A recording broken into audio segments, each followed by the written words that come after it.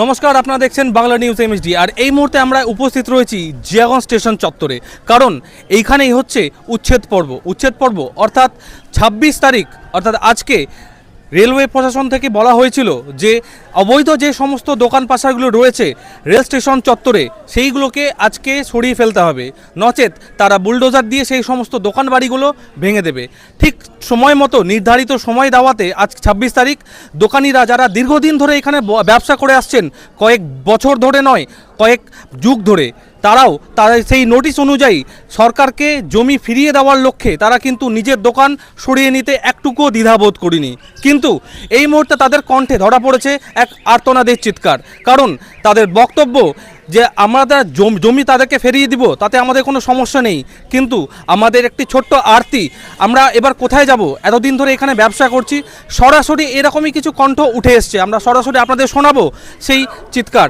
আমি আমার camera person সুজয়কে একবার বলবো একবার দেখানোর জন্য। এই পাশটায় রয়েছে কিন্তু জিয়াগঞ্জ স্টেশন, আর ঠিক জিয়াগঞ্জ স্টেশনের ডান দিকে এবং বাঁ দিকে আপনার লক্ষ্য করলে দেখা যাবে যে সমস্ত দোকান পাশার গড়ে উঠেছিল তিল তিল করে বিগত কয়েক বছর ধরে, সেই সমস্ত দোকানগুলোতে নোটিশ পড়েছে যে 2026-এর এই 26 তারিখ আজকে একেবারে সরিয়ে নেওয়ার জন্য তারা কিন্তু রেলওয়ের প্রশাসনের কথা মতো তাদের কথা রেখেছেন এবং দোকানগুলো তারা কিন্তু সরিয়ে নেওয়ার কাজ চলছে এখনও, এবং তারা স্বইচ্ছায় সরিয়ে নিয়েছেন। এরকম আমরা দোকানিদেরকে পেয়েছি, এই মুহূর্তে তাদের বক্তব্য শুনে নেব।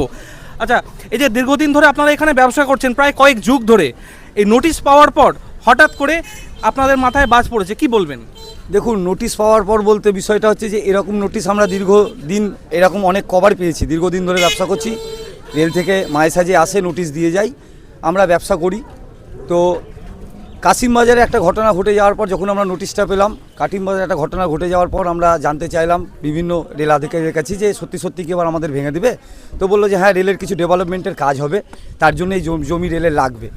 তাতে আমরা আধিকারিকদেরকে, আমাদের ভারপ্রাপ্ত থানার ওসি সাহেব এসেছিলেন, উনিও এসে বলে গেছেন যে এই দোকান হটিয়ে নেওয়ার জন্য। তা আমরা আশ্বাস দিয়েছি যে আমরা নিজেরা এই দোকান হটিয়ে নেব। তো ব্যাপার হচ্ছে যে দীর্ঘদিন ধরে আমরা এখানে যাই হোক রুজির কর্মসংস্থান, আমরা আমাদের সংসার পরিবার আমরা চালাতাম এখান থেকে কর্ম করে। এটা হচ্ছে আমাদের 34 নম্বর বিধানসভার জিয়াগঞ্জ আজিমগঞ্জ পৌরসভার 3 নম্বর ওয়ার্ড।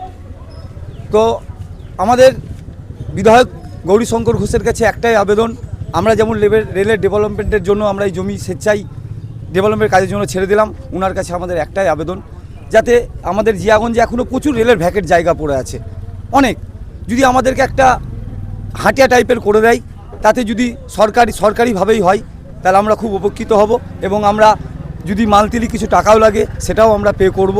শুধু বিধায়কের কাছে করজোড়ে নিবেদন যে যদি আমাদেরকে পুনর্নিবাসন করে যদি একটা রেলের যদি একটা হাটিয়া করে দেন, তাহলে আমরা সবাই মিলে উপকৃত হব আপনার কাছে এবং চিরকৃতজ্ঞ থাকবো আপনার কাছে। আপনার নাম?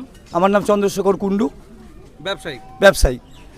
আমরা এই মুহূর্তে শুনে নিলাম এই স্টেশন চত্বরেই দীর্ঘ কয়েক বছর ধরে ব্যবসা করছিলেন একজন, এবং তাদের আরতি সরকারের কাছে, যারা তাদের সরকারের জায়গা তারাকে ফিরিয়ে দেবেন সরকারকে, কিন্তু তার পাশাপাশি তারা এইটুকু আবেদন রেখেছেন যাতে তাদের পুনর্বাসনের দিকটাও ভেবে দেখা হয়।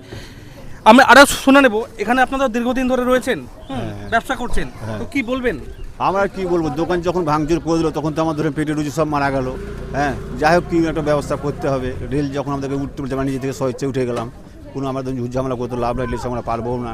আর তাছাড়া এবার ধরুন আজকে ভেঙে দিল, কাল থেকে আমাদের ধরুন সংসার চালা খুব মুশকিল হয়ে যাবে, যেহেতু যদি একটু আমাদের আশ্রয় করে দেয় খুব একটা ভালো হয়, এইটুকুই বলবো। আমার নাম শ্রীকৃষ্ণ ঘোষ। তাহলে এই মুহূর্তে আমরা দেখলাম আজকে 26 তারিখ, আর আজ কি তার আগের যে নোটিশ পিরিয়ড ছিল সেই নোটিশ পিরিয়ডের অন্তিম দিন, আর আজকেই তাদের বলা হয়েছিল এই দোকান খালি করার জন্য। সেই কথা মতো তারা কিন্তু দোকান পাশা সরিয়ে নিয়ে অন্যত্র চলে যাবে, কিন্তু কি হবে তারপর? পরবর্তী আপডেটের জন্য চোখ রাখুন বাংলা নিউজের পর্দায়।